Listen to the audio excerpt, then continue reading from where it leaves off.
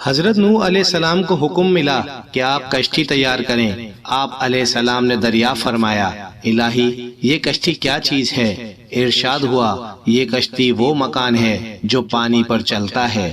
نوح علیہ السلام نے دوبارہ عرض کیا، مولا کون سا پانی؟ خطاب باری تعالیٰ ہوا کہ وہ پانی جسے ہم نازل کریں گے اور اس میں کافر غرق ہو جائیں گے، اور بے شک میں جو چاہوں اس پر قدرت رکھتا ہوں۔ حضرت نوح علیہ السلام نے پھر عرض کیا، اس کے لیے لکڑی کہاں سے آئے گی؟ حکم ہوا، درخت لگاؤ۔ الغرض جناب جبرائیل علیہ السلام نے حکم ربی سے چند شاخیں 60 سال کی لا کر دیں۔ وہ شاخیں نوح علیہ السلام نے زمین پر مختلف جگہوں پر لگائیں۔ منقول ہے کہ یہ شاخیں 40 سال میں تنا آور درخت بن گئیں۔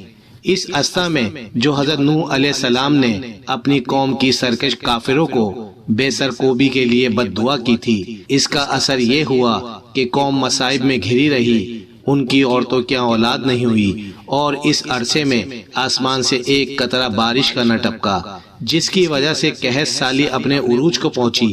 مزید یہ کہ اس تمام عرصے کو آپ علیہ السلام نے قوم کی تبلیغ کے لیے بھی نہ نکلے، جس کی وجہ سے قوم نے آپ علیہ السلام سے مزاحمت بھی نہ کی۔ جب 40 سال کا عرصہ مکمل ہوا تو آپ علیہ السلام نے درخت کاٹ کر لکڑیاں تراش لیں، کشتی بنانے کا سامان مہیا ہو گیا۔ حضرت جبرائیل علیہ السلام حاضر خدمت ہوئے اور کشتی بنانے کا طریقہ بتایا۔ چنانچہ حضرت نوح علیہ السلام کے بتائے گئے طریقے سے کشتی بنانی شروع کر دی۔ حضرت نوح علیہ السلام نے اتنے بڑے کام کو جلد سر انجام دینے کے لیے آدمیوں سے مدد لینے کی درخواست کی۔ اللہ عز و جل سے اجازت فرمائی تو آپ علیہ السلام نے اپنے فرمانبردار بیٹوں کو بھی کشتی بنانے میں شامل کر لیا۔ اس موقع پر کافر آپ علیہ السلام کے پاس گزرتے تو مذاق اڑاتے کہ 40 سال گزر چکے، بارش نہیں ہوئی اور ہر طرف قحط سالی، تو نوح علیہ السلام کیا کشتی خشکی پر چلاؤ گے؟ حق تعالیٰ نے ان کی خرافات کو کلام پاک میں کچھ ارشاد فرمایا ہے کہ ان کی قوم کے لوگ ان پر گزرتے تو ان کا مذاق اڑاتے، اب ہم ان کا مذاق نہیں اڑائیں گے جیسا کہ وہ پہلے کرتے رہے ہیں۔ اب انہیں معلوم ہوگا کہ ان پر کیسا دردناک عذاب آئے گا اور اس دردناک عذاب کے اثرات ظاہر ہوں گے۔ خطاب الہی ہوا، اے نوح کشتی بنانے میں جلدی کرو، کیونکہ ہمارا عذاب شدت اختیار کر گیا ہے اور یہ ہمارے غضب کے مستحق ہو گئے ہیں۔ مختصر یہ کہ حضرت ابن عباس رضی اللہ تعالی عنہما کی روایت کے مطابق کشتی تیار ہو گئی، جس کی لمبائی 660 گز، چوڑائی 330 گز اور اونچائی 33 گز تھی۔ اس کے بعد حکم ہوا کہ حضرت آدم علیہ السلام کا جسد مبارک بھی ساتھ لیں اور ایک تابوت بنائیں تاکہ پانی برسنے اور سیلاب کی موجوں کی وجہ سے ان کا جسد مبارک متفرق نہ ہو جائے، کیونکہ یہ مناسب نہیں کہ ان کا جسد مبارک اس سیلاب سے متاثر ہو۔ چنانچہ جب پانی کے ابلنے کا وقت قریب پہنچ گیا تو حکم ہوا کہ جانوروں کو ہر قسم کے جوڑے اپنے ساتھ رکھیں، اور اس مقصد کے لیے ہوا کو حکم ہوا کہ تمام جانوروں کو کشتی کے مقام پر جمع کر دے۔ تمام جانور جمع ہو گئے تو حضرت نوح علیہ السلام نے عرض کیا، مولا شیر اور گائے کو کس طرح اکٹھا کروں، کیونکہ ازل سے ہی ان دونوں کے درمیان عداوت ہے۔ رب کریم نے فرمایا، اے نوح جس نے ان دونوں کے درمیان عداوت پیدا کی ہے وہی ان کے درمیان الفت پیدا کر دے گا۔ چنانچہ حضرت نوح علیہ السلام نے دونوں کو ایک جگہ جمع کر دیا۔ منقول ہے کہ اسی دن اللہ پاک نے شیر کو بخار کو مسلط فرما دیا تاکہ وہ دوسرے جانوروں کو بھی نقصان نہ پہنچا سکے۔ مارج النبوت جلد اول میں ہے، حضرت نوح علیہ السلام نے کشتی میں سب سے پہلے چیونٹیوں کو سوار کیا اور ان کو بلائی منزل اپنے ساتھ رکھا تاکہ ایک دوسرے جانوروں کے پاؤں تلے روندے جانے سے محفوظ رہیں، اور سب سے آخر میں گدھے کو لایا گیا۔ کہا جاتا ہے کہ جب گدھا کشتی پر سوار ہونے لگا تو اس کے پیچھے والے 2 پاؤں باہر ہی تھے کہ شیطان لعین کا ہیلا سوجا اور وہ گدھے کی دم سے لٹک گیا۔ گدھا ہر چند کوشش کرتا رہا کہ کشتی میں سوار ہو جائے مگر ناکام رہا۔ حضرت نوح علیہ السلام نے گدھے کو جو یوں کشمکش میں دیکھا تو غرق غضب میں فرما دیا کشتی میں جلدی داخل ہو جا، اگرچہ تیرے ساتھ شیطان ہی کیوں نہ ہو۔ یہ کلمات ادا کرتے ہی گدھا کود کر کشتی میں داخل ہو گیا۔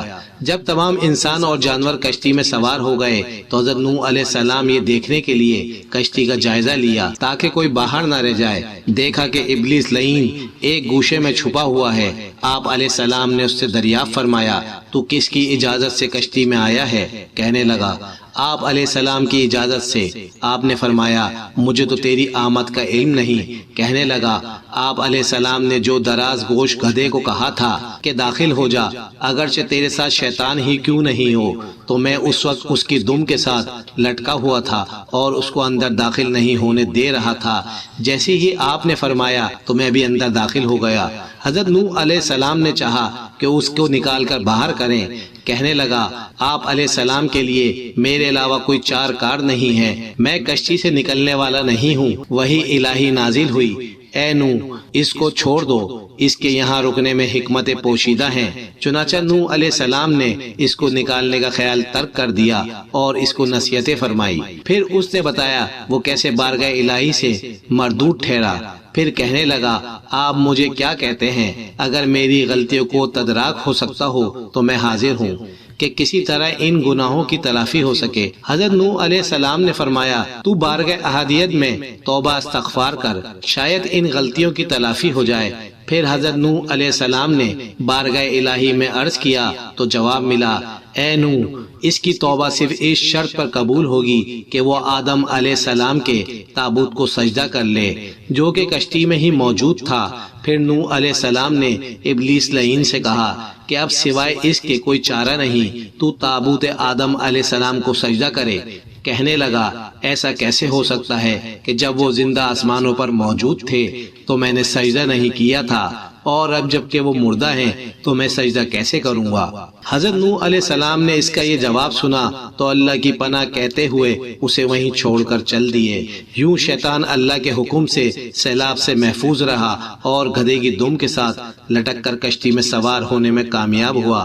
روایت میں ہے کہ کشتی نوح کے بعد ایک بار پھر شیطان کو توبہ کا موقع دیا گیا۔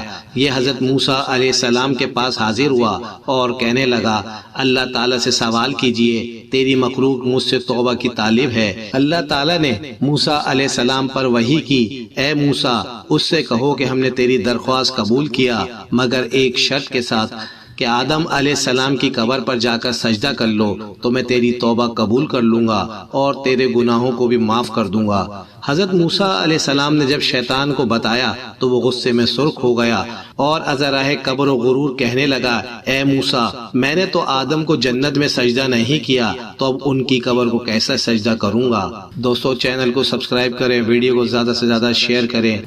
حضرت موسیٰ علیہ السلام نے جب شیطان کو بتایا تو وہ غصے میں سرخ ہو گیا اور ازراہ کبر و غرور کہنے لگا، اے موسیٰ میں نے تو آدم کو جنت میں سجدہ نہیں کیا، تو اب ان کی قبر کو کیسا سجدہ کروں گا؟ دوستو چینل کو سبسکرائب کریں، ویڈیو کو زیادہ سے زیادہ شیئر کریں۔